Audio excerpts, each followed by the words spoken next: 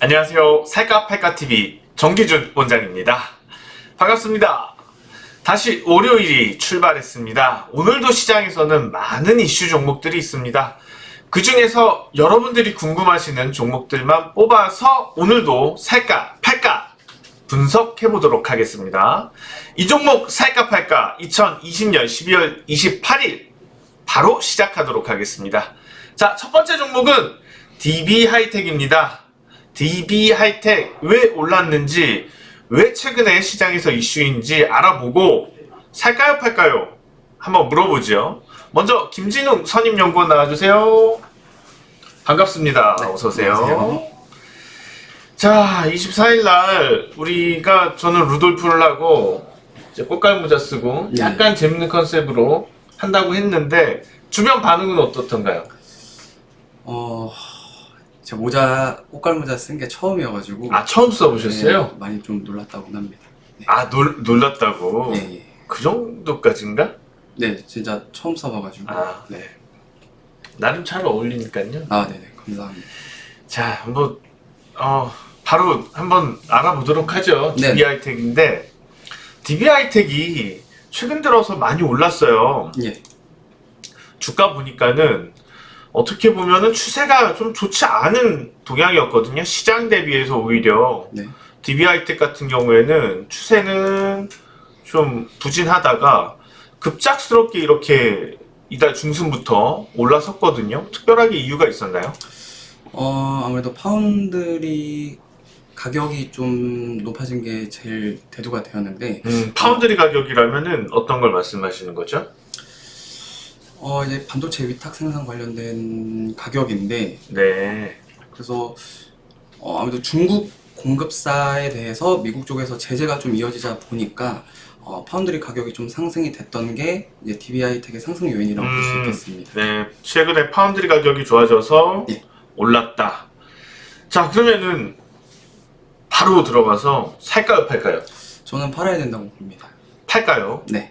왜 팔까요?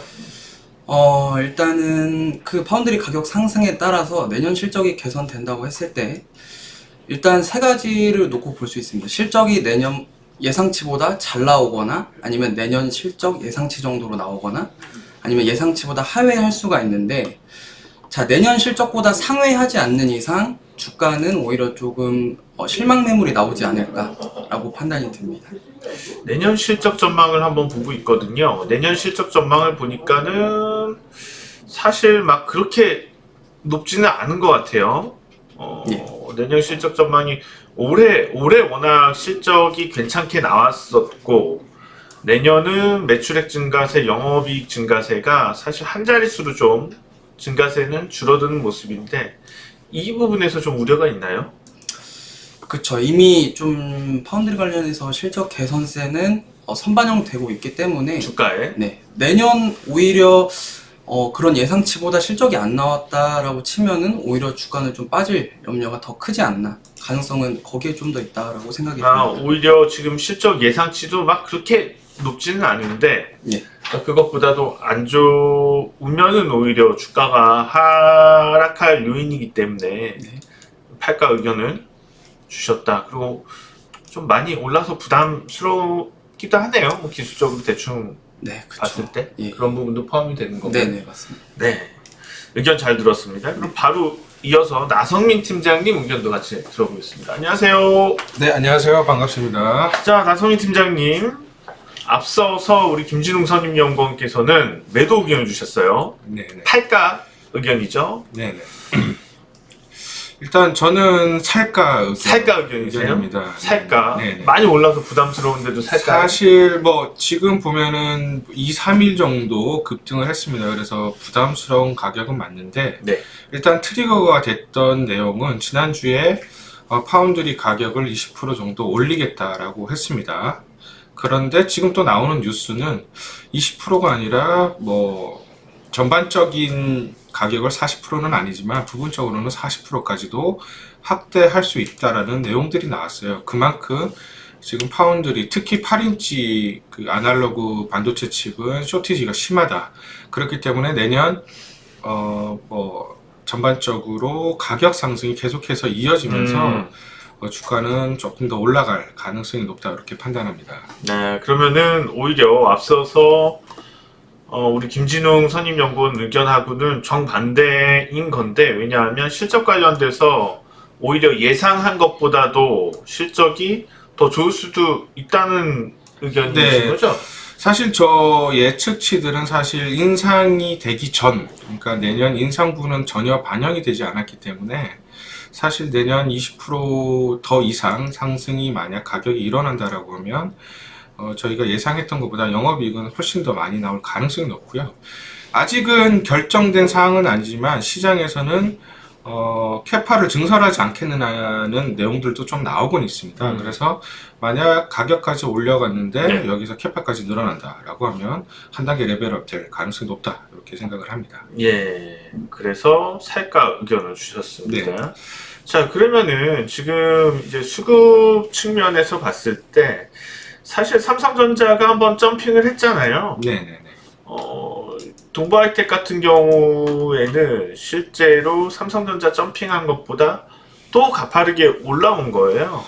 실제로는. 네. 그럼 우선은 뭐 삼성전자하고 비교해서 볼 거는 아니지만 전체적으로 반도체와 관련되어 있는 종목들이 어떤 키 맞추기 아니면 같은 동향에서 간다고 했을 때 실제로 적정한 그런 밸류에이션이 어느 정도 될 거라고 생각하세요? 네, 일단 지금 가격이 많이 올라왔지만 그래도 지금 PER로 보면 한 11배 정도 수준밖에 안 됩니다. 그렇기 때문에 대만 업체들하고 조금 비교를 해보면 대만의 뭐 TSMC라든지 파운드리를 좀 중점적으로 하는 업체들을 보면 한 20배에서 한 30배 사이를 하고 있거든요. 그렇기 때문에 DB 하이텍 같은 경우에도 삼성전자와 조금 내용이 다른 게 삼성전자는 파운드리뿐만 아니라 메모리 반도체 쪽을 집중적으로 하고 있기 때문에 조금 성장 스토리가 좀 다르다. 그렇다면 적정 밸류를 뭐 대만 업체로까지 해서 받을 수는 없지만 한 15배 이상은 받을 수도 있지 않느냐. 이렇게 되면 지금보다 업사이드는 한 30에서 한 50% 사이 정도 더 될 거라고 예측을 합니다. 네, 의견 잘 들었습니다. 네, 감사합니다. 의견이 갈립니다, 여러분. 한 분은 살까 의견, 한 분은 팔까 의견을 주셨습니다. 어려운 부분이에요, 이게.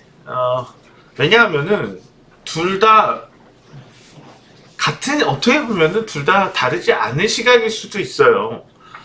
근데 거기서 이게 실제로 주가가 예측, 실적이 나오는 예상에 따라서 이후의 전망치들이 달라지는 것까지도 우리는 추정을 해야지 되죠. 당장은 아무래도 실적 전망치를 상향을 할 것 같아요. 당장은요.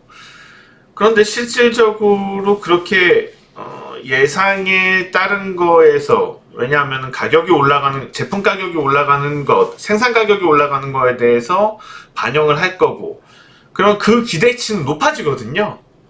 그럼 그 높아진 기대치를 충족하지 못했을 때는 또 떨어질 수도 있는 부분. 그래서 좀 복잡한 부분이긴 합니다. 그리고 또 한 가지, 주가가 많이 올랐다는 점도 감안은 해야지 돼요. 저평가. 주가가 이렇게 올랐는데도 저평가라는 것도 생각을 해야지 되고요. 결정적으로 제가 살까 팔까를 딱 결단을 해서 정해드려야지 되는데, 지금 주가 수준에서는 다소 좀 고민거리가 될 것 같습니다. 그래서 팔까 의견은 이거는 사실 어떤 의견이 더 설득력이 있었다고 얘기하기보다, 그리고 제가 어떻게 정확하게 좀 더 분석을 해서 얘기하는 차원의 의견은 아니고요. 지금 주가들을 따져봤을 때 일단은 좀 많이 오르고 밸류에이션에 충족하는 정도 수준까지 올라온 종목들은 한번 조정을 받을 가능성이 있기 때문에 일단 단기적으로는 팔까 의견을 드리겠고요. 단기적인 잘 들어주셔야지 돼요. 단기적으로는 팔까 의견을 드리지만 이게 실제로 좀 중장기적으로 우리가 볼 필요가 있기 때문에 조정을 거친 이후에는 또 다른 의견이 달라질 수 있으니까는 그때 돼서 또 기회가 된다면 살까 팔까 종목으로 한번 선정을 해보도록 하겠습니다. 자, 계속해서 이어서 다음 종목 만나볼 텐데요. 다음 종목은 삼성제약입니다. 삼성제약 오늘 갑자기 25%나 넘게 올랐습니다. 왜 이런 동향이 나왔는지 바로 알아보도록 할 텐데요. 조영국 센터장님 나와주세요. 센터장님 반갑습니다. 안녕하십니까. 네, 삼성제약이 이렇게 올랐는데 특별한 이유가 있었나요? 지금 임상 3상 진행 중이었던 이 리아벡스 중에 네. 이제 결과가 이제 좀 어느 정도 발표가 됐고 뭐요? 임상 3상 진행 중인 리아벡스주 리아맥스주. 리아벡스주라고 최장암 치료제인데 아, 최장암 치료제요. 네. 네. 이렇게 유의미한 좀 결과값들이 좀 발표가 좋은 됐다고 결과가 나왔다는 거죠? 네, 맞습니다. 3상에서 나온 건가요? 네, 3상 진행 중에 있던 네. 사실 좀 이상단에서 이미 식약처에 좀 허가를 받은 약품인데 좀 다시 취소가 되었다가 다시 이번에 또 승인을 얻기 위해서 또 긍정적인 결과값이 좀 나온 상태라고 그러니까 임상 2상에서 좋은 결과가 나와서 일단 식약처에서 좀 승인을 받기는 했었는데 그랬다가 또 취소가 됐고 그리고 그러면서 3상을 진행을 했는데 여기서도 좋은 결과가 나오고 있다. 네. 이렇게 되겠네요. 자, 그럼 살까 팔까요? 저는 살까 지금 뭐 26% 올랐는데 네. 지금도 저는 살까 의견을 좀 드리는 게 임상 3상 데이터값 중에서 좀 가장 주요했던 이 유효성 대한 확증적 자료를 좀 확보를 했습니다. 그러니까 사실 식약처에서도 어느 정도 승인에 대한 가능성이 상당히 좀 높아지는 상황이고요. 네. 지난 2015년도일 겁니다. 고점 형성되었던 대시세를 분출했던 그 위치인데 저 때 이상에서 이미 네. 좀 승인이 됐던 상황이었거든요. 한참 됐네요. 네. 이상에서 승인이 있었던 거는 벌써 네, 오래됐었네요. 오래전 얘기인데 그럼 그동안에 4, 5년 지나가면서 개선이 많이 된 건가요? 네, 데이터 값들도 많이 좀 개선을 시키고 보고서를 좀 제출하지 못해서 좀 안타깝게 취소가 됐던 네. 그랬던 상황이었기 때문에 이번에 좀 잘 가다듬어서 또 다시 최종 승인에 대한 부분을 좀 획득할 걸로 좀 보고 있습니다. 네, 얘기 잘 들어봤습니다. 자, 이어서 김진웅 선임연구원 다시 나와주시고요. 네. 어떻게 할까요? 살까요, 팔까요? 저도 살까 의견 드리겠습니다. 왜 그렇게 생각하시죠? 일단 간단하게 생각해서 이제 수요와 공급이라는 측면에서 놓고 보면 사실 이제 췌장암이라는 것 자체가 뭐 한국인이 걸릴 수 있는 이제 10대 암 중에서 5년 내 생존율이 5% 정도밖에 안 되는 그만큼 좀 치명적인 게 췌장암인데, 자, 췌장암 치료제가 개발이 된다 했을 때는 그만큼 수요는 좀 폭발적으로 증가할 것이고 관련해서 매출도 개선이 될 거다라고 판단이 듭니다. 그러니까는 이게 다른 수요, 주식의 수급 논리가 아니고 실제로 췌장암 치료제에 대한 수요가 국내에서도 상당히 많기 때문에 거기에 대한 기대감이 크지 않을까 이런 의견이시네요. 네, 맞습니다. 그러면은 얼마까지 좀 가져가 볼까요? 일단 오늘 뭐 장중에 상한가까지 갔다가 장막판에 좀 빠진 건데 그래도 뭐 지금 주가 수준에서는 충분히 가격이랑 기간적인 조정을 받았기 때문에 바닥권에서 좀 상승 탄력을 받는다 했을 때는 그래도 한 7,000원 이상은 무난하게 가지 않을까라고 판단이 듭니다. 7,000원이요? 예, 7,000원 이상까지도 충분히 노려볼 만하지 않나? 7,000원 이상이면은 너무 7,000원 이상의 범위가 넓어서요. 예, 왜냐하면 18,000원까지 올랐었거든요. 네. 그러면 7,000원에는 팔까요? 7,000원 수준에서 일단 최소한 절반 정도 물량은 수익을 확보해 두고 나머지 뭐 절반 물량은 좀 익절가를 잡고 대응하시는 게 어떻나라고 판단이 듭니다. 입절가를 잡고 어느 정도 선까지 한번 밀고 가볼까요? 7,000원 이상 돌파한다 했을 때는 그래도 뭐 의미 있는 구간이 한 10,000원까지는 노려볼 수 있지 않을까라고 판단이 듭니다. 이런 그림인 거죠. 예. 네. 자, 잘 알겠습니다. 네.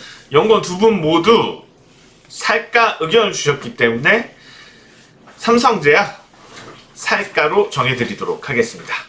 자, 이어서 하이라이트 LG전자로 한번 바로 분석 넘어가 보도록 하겠습니다.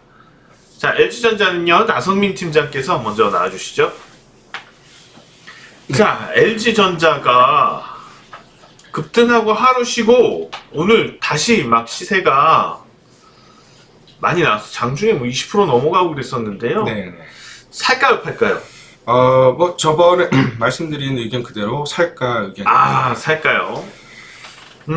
예, 일단은 뭐 최근에 뭐 뉴스를 나와서 다들 아시겠지만 마그나하고 합작법인 설립하는 거. 물론 그 법인이 설립이 되고 매출은 뭐 내년보다는 한 2023년까지 해서 한 1조 이상, BEP는 22년 정도가 될 것 같긴 합니다.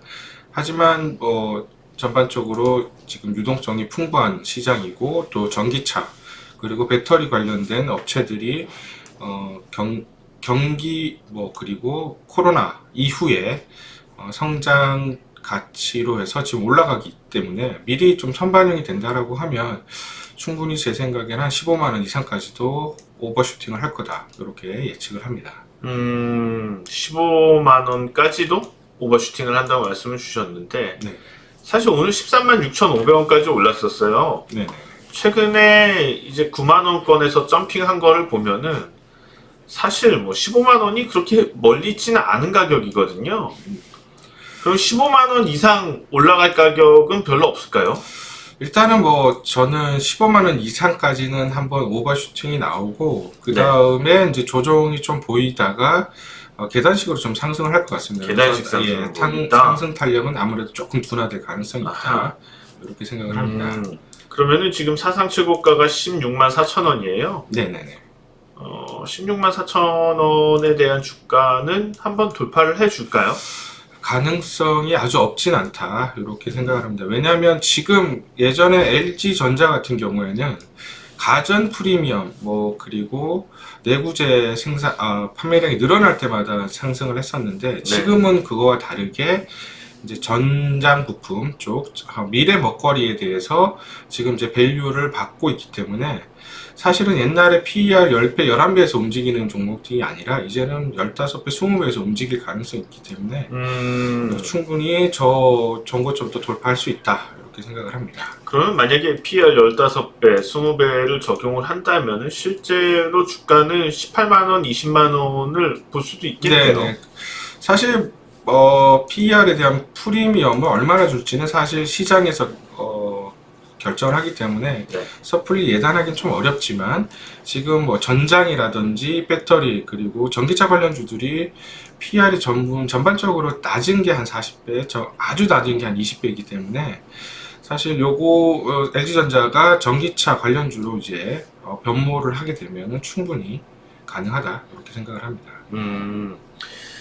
그러니까 당장에 이제 LG전자를 밸류를 볼 건 아니고 실제로 마그나하고 제휴가 되면서 거기서 전기차 부품 생산과 관련된 성장성을 바라본다면 당장 단기간에 이렇게 올라왔어도 지금은 주가가 저렴하다. 네네. 그리고 사실 그 마그나가 네. 그 애플에 예전에 한번 전장 부품 관련해서 파일럿 9이지만 매출이 좀 있었던 적이 있습니다. 그래서 애플카를 생산을 하면 마그나에서 위탁 생산을 하지 않겠느냐 이런 예측들도 있어요. 그러다 보니 LG전자는 지금 애플카 관련주로 좀 엮여 있다 이렇게도 보시면 될 것 같습니다. 근데 뭐 애플카 관련돼서는 약간 미지근한 기사도 나오고 있는 것 같아요. 네, 그 좀 기사가 처음에는 2024년이라고 또 나왔다가 또 얼마 전에는 2021년 내년 9월이라는 얘기도 있고 오늘 나온 내용은 또 2028년에나 돼야 출시가 가능하다라고 합니다. 그래서 사실 뉴스들을 다 믿을 건 아니지만 빠르면 내년 시제품이 나올 수가 있고요. 그리고 늦으면 2024년 아니면 28년 그 사이에 나올 가능성이 있다. 물론 조금 더 빨라질 가능성도 있기 때문에 계속해서 애플 관련된 뉴스 플로우들은 좀 관심 있게 보실 필요가 있다 이렇게 생각합니다. 네, 잘 들어봤습니다. 자, 그럼 이어서 조영욱 센터장 의견까지 들어보도록 하겠습니다. LG전자 좀 부담스럽긴 해요. 단기적으로 많이 올라오니까. 그러다 보니까는 그러니까 오늘 시장에서 LG전자를 보면은 시세 흐름이 두 가지 심리가 상존했어요. 하나는 그 기대감, 성장성을, 왜냐하면 지난주 목요일에 조정을 하고서 오늘 또 급등이었거든요. 그러니까 기회가 되면은 사겠다는 심리가 충분히 있었고, 반면에 너무 또 올라가고 있다는 부담감도 같이 존재했거든요. 밑에서는 계속 사고 싶은 욕망이 있는 것 같고, 또 단기에 많이 올라가니까는 거기에 대해서 조정이고, 살까요 팔까요?